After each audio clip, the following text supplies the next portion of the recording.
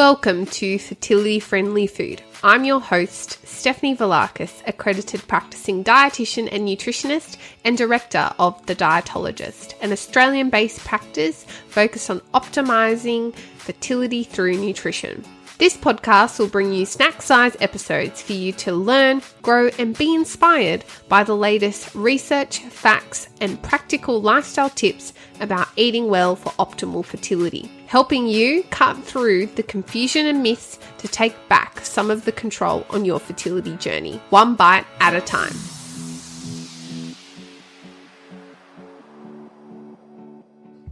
Hey everyone, welcome back to another episode of Fertility Friendly Food, the podcast. My name is Stefanie Velakis and I'm an expert fertility dietitian and nutritionist and founder of the Dietologist. And this little mini series is a little bit more personal, which I know you all love.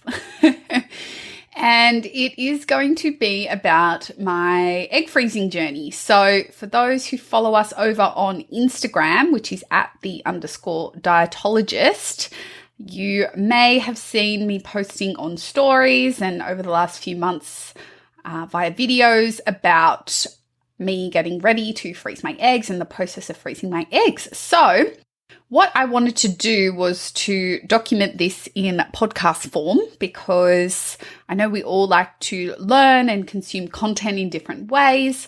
And obviously it's a bit more long form than little story updates. So I'm going to be giving you a 2-part little mini series about my egg freezing journey. One will be more about my personal story and one will be about some practical nutrition tips to help you get ready for egg freezing. So today's episode is going to be all about my story and next week's episode will be all about some nutrition tips to help you implement. Without any further ado, let's get into today's episode. So about a year ago, I started thinking about freezing my eggs. And the reason for that was because a long-term relationship had ended, a relationship where we had discussed having children together, the timing around that. And so the ending of that relationship was an important factor in me deciding to freeze my eggs. And it was because I thought it would be wise to take some time for myself, for my career, and also to not rush the process of selecting a new partner to potentially have children with one day. So I didn't want there to be pressure on any future scenarios. So that was something that got me to start thinking about it in, late 2021, I would say. I was very much in two minds for several months, I would say. I would flip-flop between I'm going to do it to what if it's a waste of money and I never need to use it. And I would constantly kind of flip-flop between those two ideas. And it was probably not until maybe March or April 2022 where I became more solidified in my perspective that I was going to actually go ahead and freeze my eggs. And there are a number of reasons for freezing my eggs that are beyond the social reasons, which I just mentioned, which is often referred to as social egg freezing, which there is nothing wrong with social egg freezing. There's just no funding for it. At least here in Australia, there's no government funding for social egg freezing.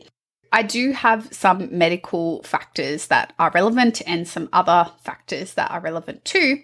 I did film a whole video about this on Instagram at the start of the process, but I think there are some additional factors that have come into play as time has gone on that would make my why did I freeze my eggs a bit more updated. So I froze my eggs because social reasons, absolutely. I'm single.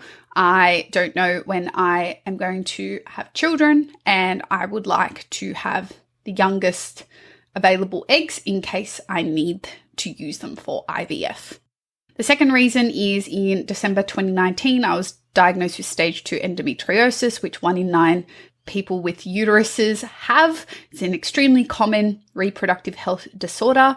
It is not automatically a diagnosis of infertility. However, it does increase your risk of delays to conception, and it does increase the risk of requiring IVF to conceive. There is about a 30 to 50% statistic of people with endometriosis experiencing infertility. Generally speaking, the more severe, so stages 1 through 4 to 5, the more severe the endometriosis, the theory is there's more of an impact on fertility, but I've seen cases where, stage 1 and stage 2 endometriosis can have a negative impact on conception as well. So naturally, that is something that is on my mind. Now, do I think every single person with endometriosis needs to go out and freeze their eggs? No. But did I want to? Yes. And there's more than just these factors involved for me, so I will continue now.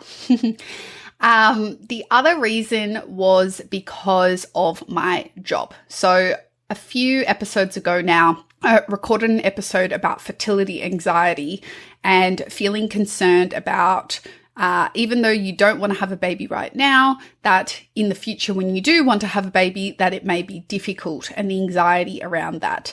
And I have probably had that for quite some time, but you have to think I see people who are struggling with fertility every single day. Every day I open my DMs, there's messages from people, there's stories.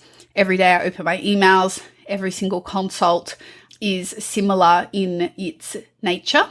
And so even if I know from a sampling bias perspective, I'm not seeing what is an accurate reflection of the population, it does get to you in some way, and it does make you wonder about your own fertility and your own health and well-being. And I was already a little bit anxious about it at baseline. So I think definitely my job has had a big impact. And I think the other thing, which I think is quite positive, is my clients and, the clients that say, I wish I did this, I wish I did this differently. And I really appreciate their wisdom and their insights. And so many of them are like, if I could have frozen my eggs 10 years ago, I really wish I did, or I really wish I would have. And not to say that that was accessible or available to everybody even 10 years ago. The technology has changed so much.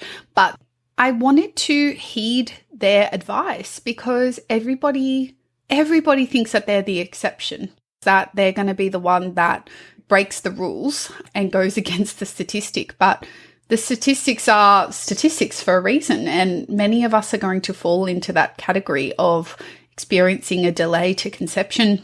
And, many of us are going to require fertility interventions like IVF to grow our family. And there's absolutely nothing wrong with that. But I thought if that was potentially going to be my future anyway, then why not have the youngest, healthiest, in theory, eggs that I can get so that I can maximize my chances of having a baby one day. The other thing is, going back to my endometriosis, is that if I require another endometriosis surgery, which I'm certain I will one day, I don't know when that day is, but I am certain it's not in the too distant future, just based on my symptoms and everything else. I am fully aware that for me, my endometriosis very much stays clear of my reproductive organs. It doesn't grow on my ovaries or in my fallopian tubes. It grows, very minimally in the uterus. And that's always been the case for me. It's very much been in other parts of my abdomen that causes the pain, but I never say never.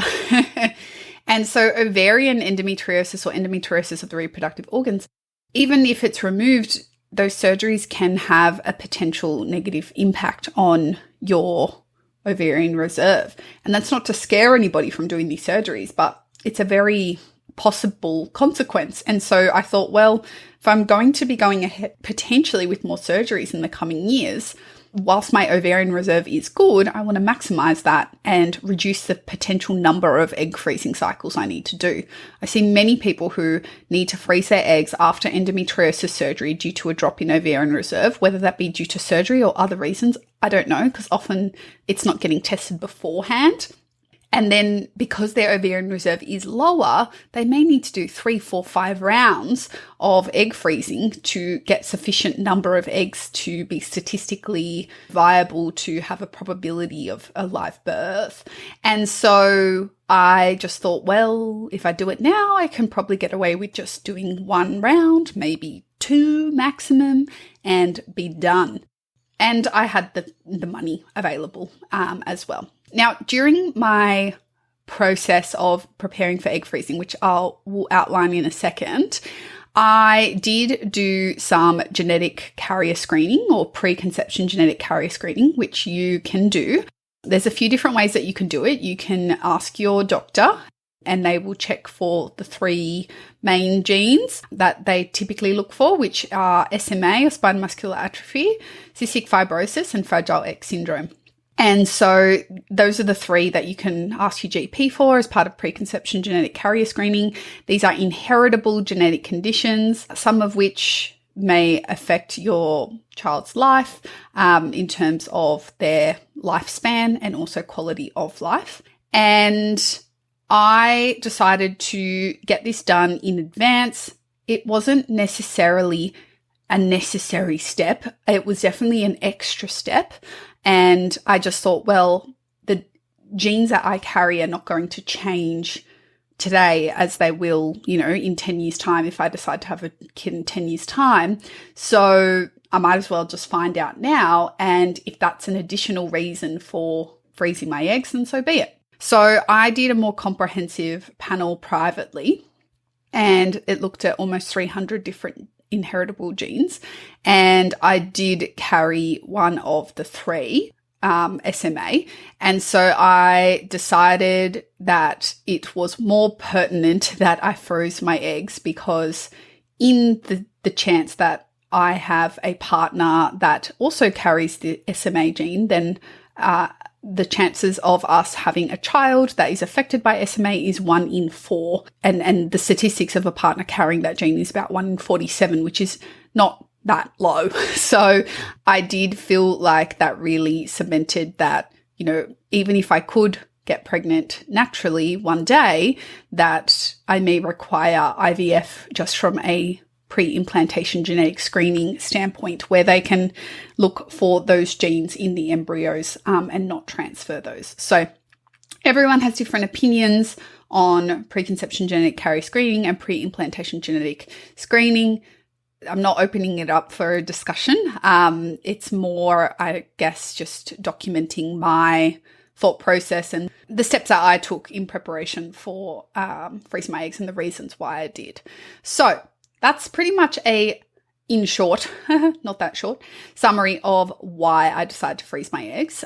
It was May when I went to see my GP and ask for the referral to a fertility specialist to freeze my eggs. For those who watched that video on Instagram, you know that GP consult went very interestingly, which was, it was kind of met with why, like, what's the point? Fertility clinics are just using this to make money off people.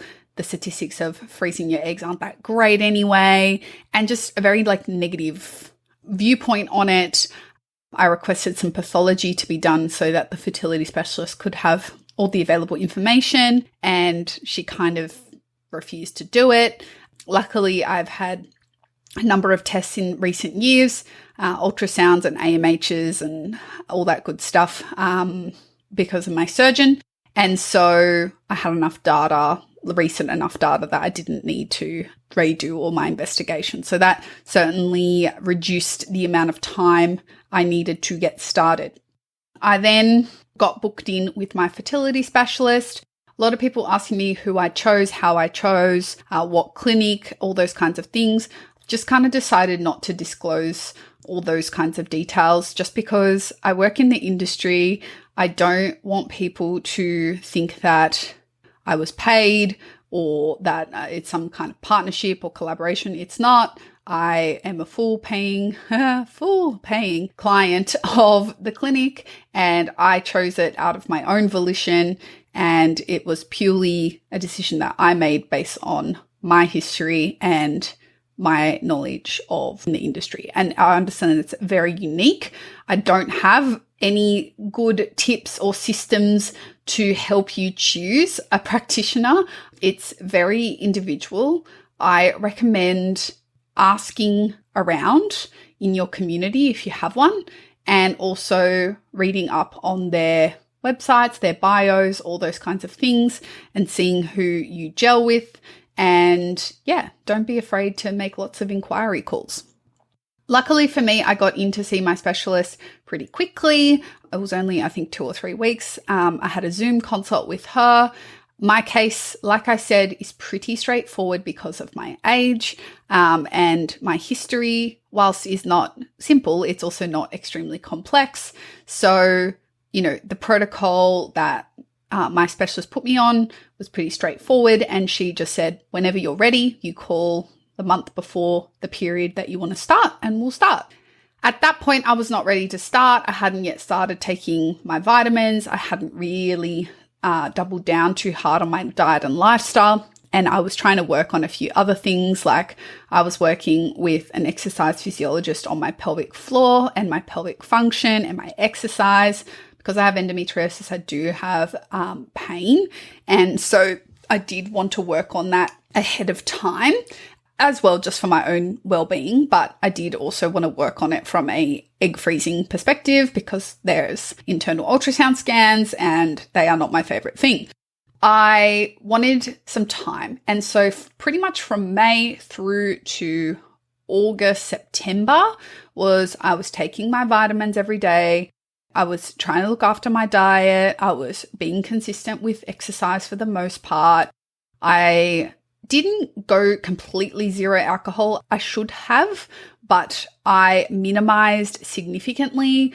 I don't drink a lot at baseline and never have. So I felt like that was probably wise over many years, because your eggs are exposed to things over many years, not just, the final 3 months are most critical, but what you do all the time is actually quite important.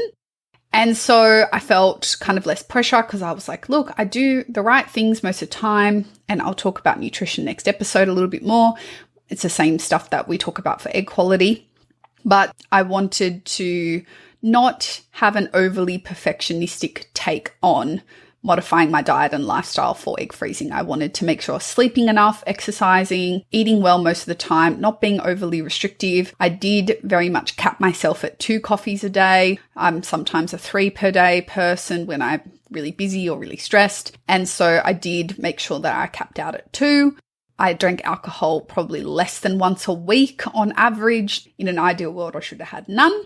And yeah, that was kind of what I wanted to do and work on in the lead up. I didn't want to just dive right in. I then had a bunch of work stuff on, and then I went on holiday, and then my period went missing. So I do have a Mirena IUD in place as both contraception and also as part of my management for endometriosis. I know it doesn't stop the endo growing back, but it makes the periods a lot more bearable, and I am grateful for that. It's not right for everyone. I don't promote it, endorse it, recommend it, or anything. It's just what works for me, and everybody's experience is so unique. So yeah, anyway, don't just do it because I'm doing it situation. So I could freeze my eggs with the Mirena in place. I didn't need to get it out. So that was good. But it also meant that even though I've had it in for about 3 years, I've had very regular periods on it.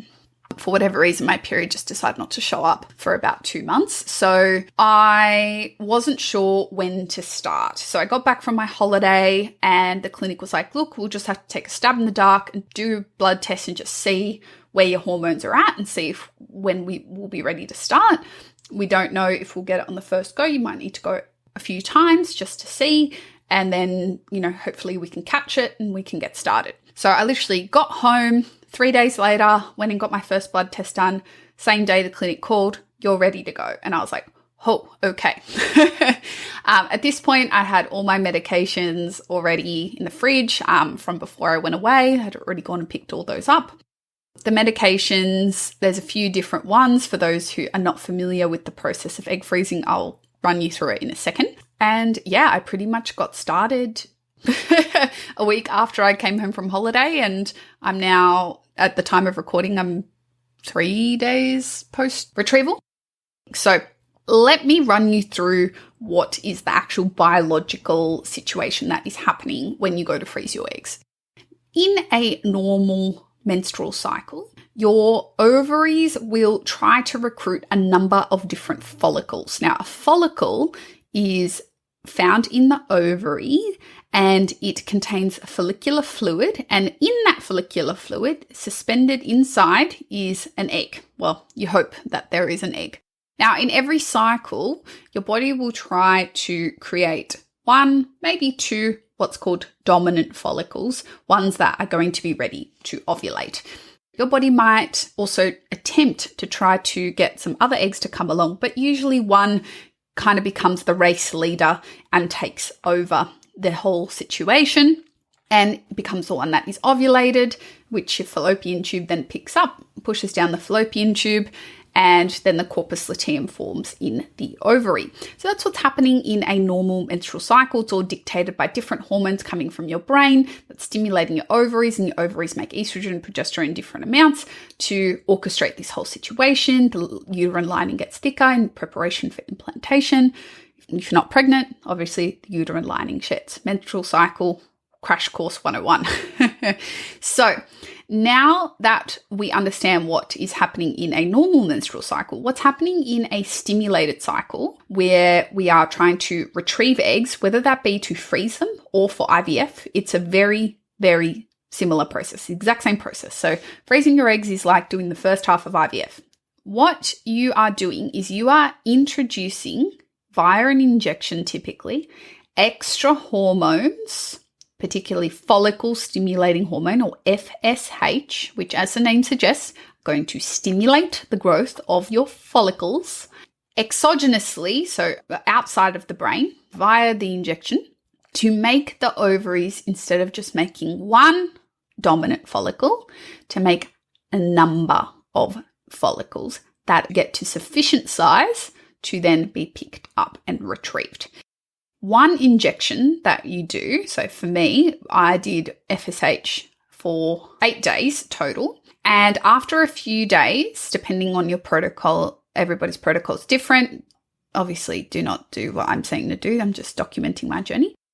Then you add in what's called an antagonist or a blocker, and that injection stops you from ovulating. So as the eggs keep getting bigger and bigger and bigger, you don't want your body to then trigger biologically from the brain to release those eggs, right? Because we want the doctor to go in and pick them up. So you then need to add an injection in that stops your body from actually releasing those eggs. So you're both stimulating and blocking at the same time. So you're making the eggs grow bigger, but you're trying to hold them there so that they're ready for the doctor to pick up. Then when you go in and get checked, usually they'll do a blood test and they're looking for your levels, particularly of estrogen, to see how many eggs or how mature those eggs are, to see how close you are to being ready to be what's called triggered. Trigger is another injection. I believe there's more than one way to get triggered. Mine was an injection. A trigger is when you time this injection to the timing of your egg pickup or your retrieval. And so that then gets your body ready to finish that last stage of the eggs getting ready so that the doctor can go in and pick them up. Now, the doctor goes in and picks them up in a simple procedure. And for me, I was under anesthesia. So it was IV deep sedation. I was asked if I would like light sedation. After my ultrasound, I only did one monitoring appointment. So I did one scan, one blood test, and I was ready to go. But I did find the scan quite uncomfortable. It was got nothing to do with the sonographer. I just felt that all the hormones that I was on definitely affected the sensitivity of my tissues down there, and definitely meant that the date with Wanda was a little bit uncomfortable. But we survived. In that appointment, they did say that my right ovary was very much leading the way and that the left ovary had a few but was tucked behind my bowel a little bit and a bit harder to get at. Now, in the procedure, an ultrasound probe is inserted vaginally and a little needle goes through that ultrasound probe and punctures the vaginal wall. It then goes to find the ovary and it aspirates the follicular fluid out and it goes straight to the embryologist in the lab and they then look for the eggs. That is repeated for however many follicles you have available on your ovaries, on your right and your left, if you've got two ovaries, and then you're woken up. That's pretty much the whole procedure. I had some light bleeding and definitely some cramping. Definitely the day of, I was, I definitely felt the pain. I took some pain medication, rested a lot. The next day was better, but still decent amount of pain.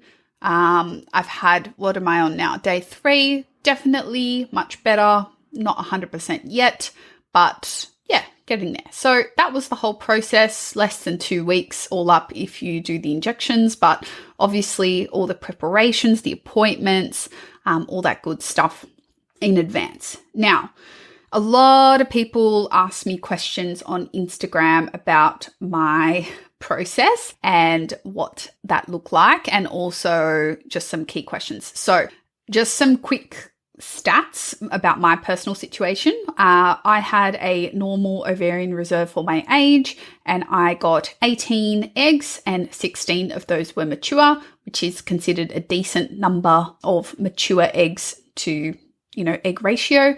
Everybody is different. Do not compare your egg count to somebody else's egg count. It is extremely individual. Based on my age and what we know about egg freezing, which we don't know that much about egg freezing in people who are the age of 27 like me, but for those who are younger, we do know you need fewer eggs to potentially achieve a live birth. So I was happy with that and pretty much put me in line with the graph of a 90-ish% live birth rate with those eggs. Of course, there's no guarantees with IVF, just like anything, but I was comfortable to leave it at 1 cycle in discussion with my doctor. Before I get into answering all your questions, because there was so many good ones, I just want to say that I am not hoping to be the poster girl of everybody, you should go freeze your eggs. I am not promoting egg freezing. I am sharing my take on it. There is a lot of people who consider it and don't do it because life. And I get it. It's easy to put it off. It's easy to delay it. It's easy to let things get in the way. But I just wanted to highlight that once you commit to the process, it's really 2 weeks of your life. And truly, it's done after that if you're doing 1 round. Now, obviously doing multiple rounds, you've got different things to think about there. But certainly for me, I felt that it was a very short process. So the eggs are now frozen and stored if I ever need them. I can use them for IVF where I can rewarm the eggs, where typically there's a few that don't survive that thawing, warming process. Fertilize them. Again, not all of them may fertilize, and then not all of them may form a embryo. So there's attrition at each step. So having more numbers is obviously helpful. But as we always say here, egg quality is always going to trump egg quantity because you just need 1 good embryo to make a baby at the end of the day.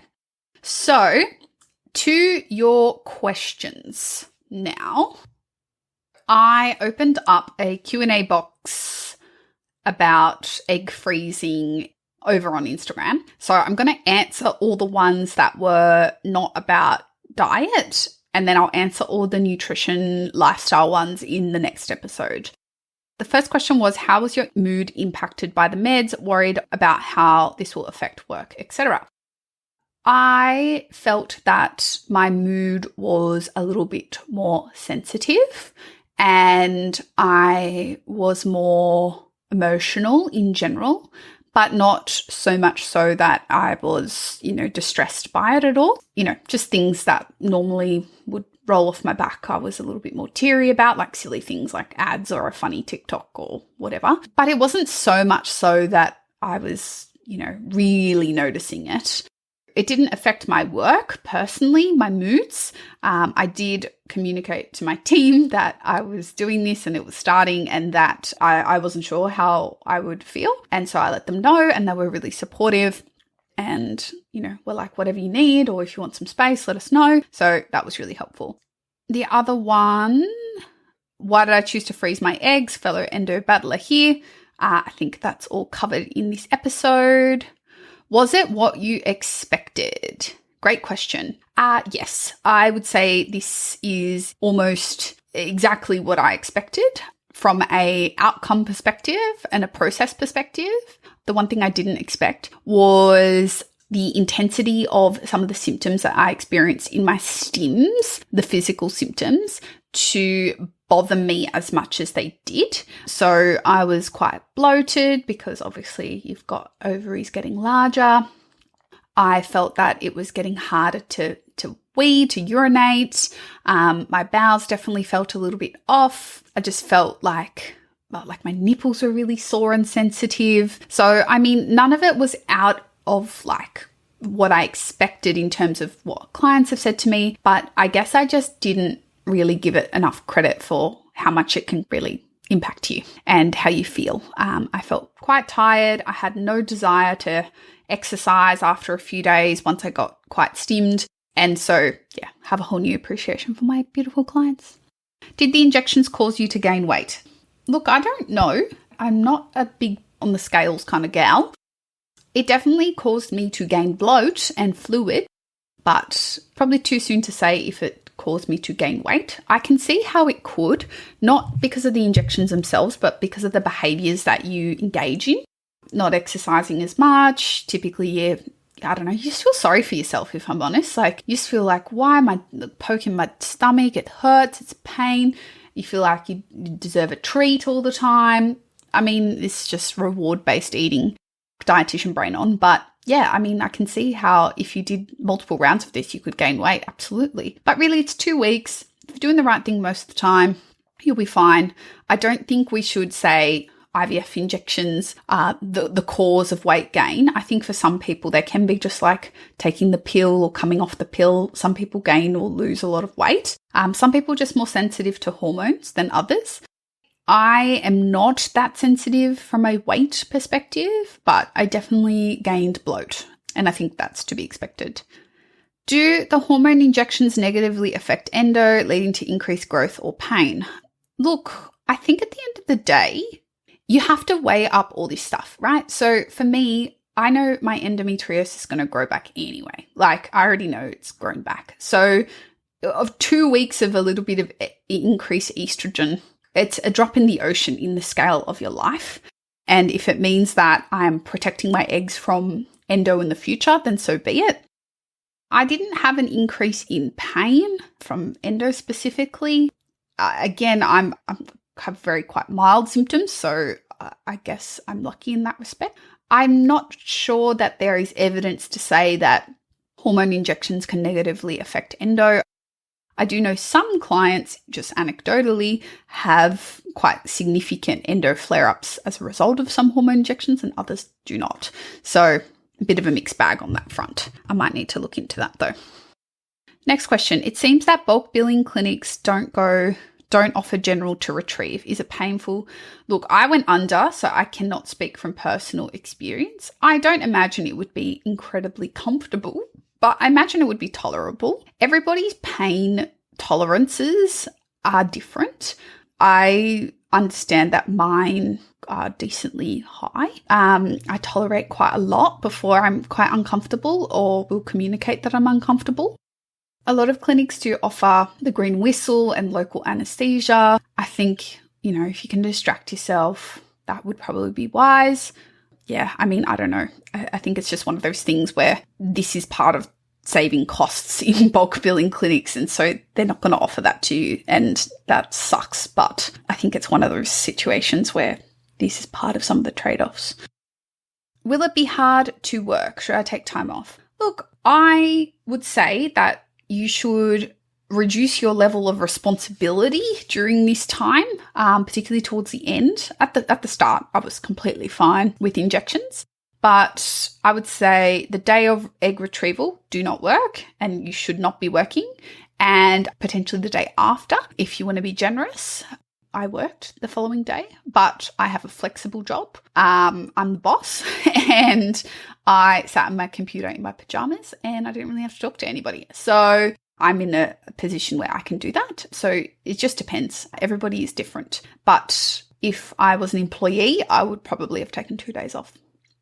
Did you feel like you could work with all the emotions and the hormones? Yes, I did. I could still do my job. I felt a bit brain foggy, but I was still able to do my job. I can do my job at the back of my hand. However, I have learnt, so I was fine. I think if you were trying to hide it, like if you were trying to not disclose to your workplace that you were freezing your eggs or whatever, I would feel probably more uncomfortable. If you are open and you're in an environment where it's supported, you'll be fine.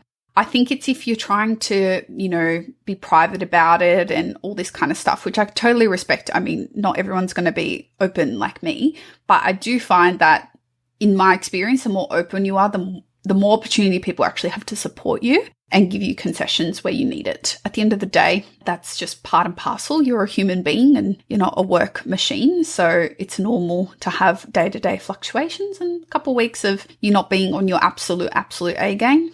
So be it. All right, the rest of the questions are nutrition, so I will save those for the next episode. But I just want to close out by saying I had such overwhelming support over on Instagram during this time, and I'm so grateful for that because at the time I was doing everything alone and I'm extremely independent, but I could definitely see how it could feel like a bit of a lonely road. So I'm super appreciative for everybody's kind messages, people checking in on me, sending me DMs and just following along. And yeah, I was super appreciative of that. And I also just want to say to anyone who's going through IVF or freezing their eggs or going through fertility treatments, like I see you and I always had deep empathy for what you go through to make life happen.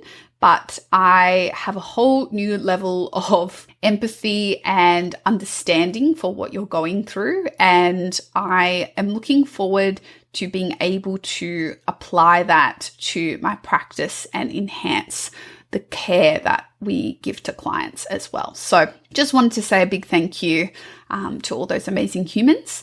Like I said, I don't want this to come across as, this is a promotional podcast for go and freeze your eggs. It's not going to be right for everybody and not everyone can afford it.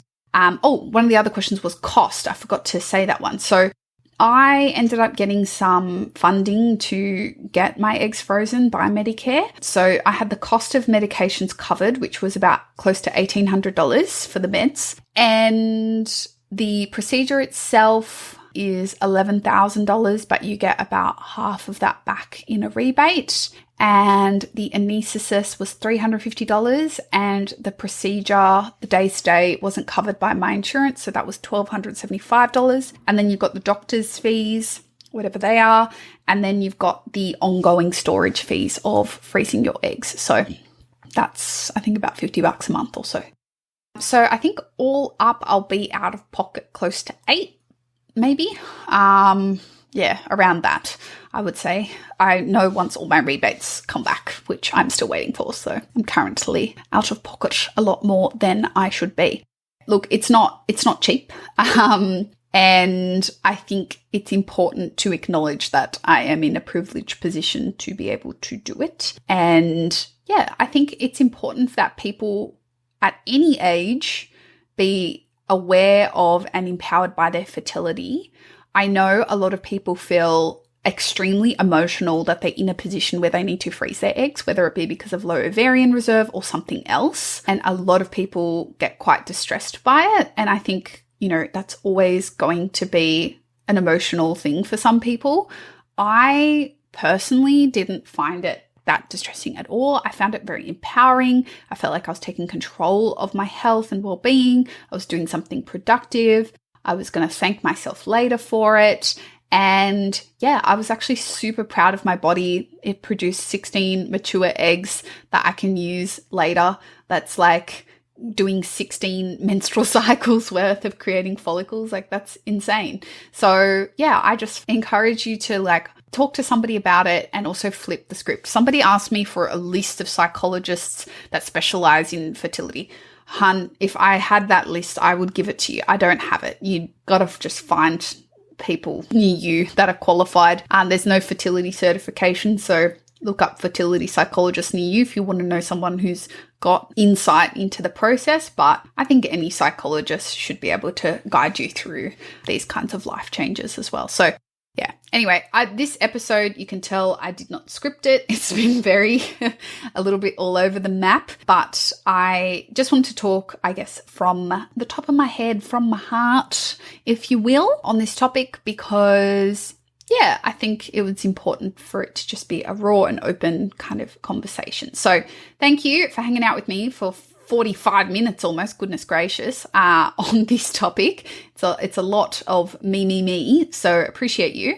And yeah, I'm thinking about maybe creating something for people who want to freeze their eggs but can't afford to see a dietitian. So stay tuned for that. I am going to look at working on something of that nature in the coming months.